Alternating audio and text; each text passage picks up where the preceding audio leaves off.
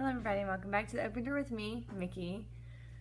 I'm suffering from a little bit of the allergies, so please forgive the way that I sound. But today I am doing part 2 of my series on 12 things that I have learned in my 12 years of marriage. So let's just get right down to number 4, because I did the first 3 last week. So fourth thing I learned in my years of marriage. Do small, kind gestures for your spouse. A back rub, a neck massage, a back massage, letting them sleep in, making them coffee, bringing them breakfast in bed, doing a chore that they normally do, send them off with their friends and you watch the kids just so they can have a night off. All of these little gestures are ways that you can show your love for them. I'll give you a perfect example. It just happened this morning. I was trying to back out my car and realized that my husband's car was too close to mine and I wouldn't be able to back up without hitting it. He noticed, he ran out right away and said, "Hey, can I move the car for you?" And at that moment, because I was trying to get to work, it was just such a relief because I was like, oh, I don't have to get out of my car, go get the keys to the other car, move it forward so then I can back mine up to leave for work. And so it was just in that small gesture that it was so kind of him to offer his help. So do small gestures, kind gestures for your spouse.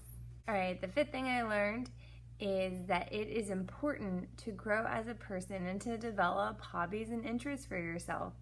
So you need to find a healthy balance of you discovering hobbies and interests and growing, and allowing your spouse the same luxury of them exploring hobbies and diving into their own interests, but at the same time having enough time together to work on your relationship with each other, because self-growth and self-discovery and time to sort of pursue those things can just make you a better spouse. So support each other in your hobbies and interests.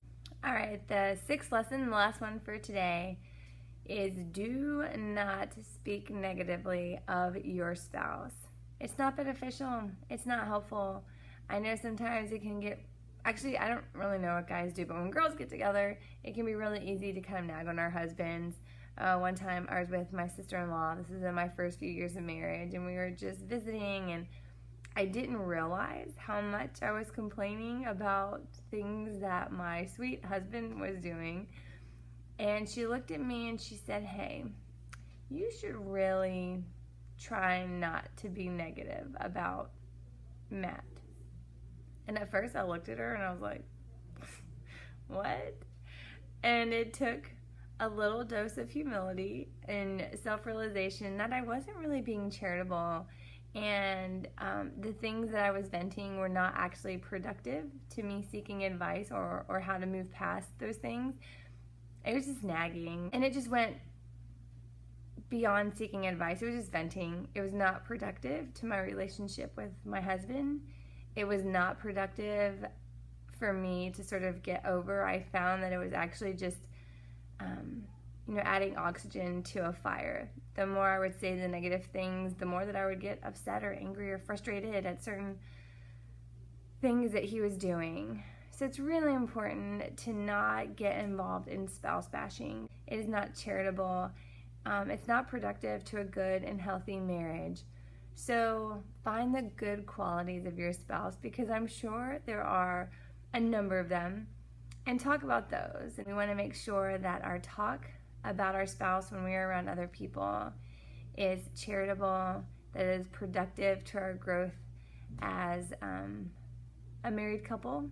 It's just really important to realize that your marriage is your vocation, and so it's really important to find those positive qualities about your spouse and to highlight those, and don't spend so much energy on the negative, because it really doesn't make us feel better, and it definitely does not aid our spouse.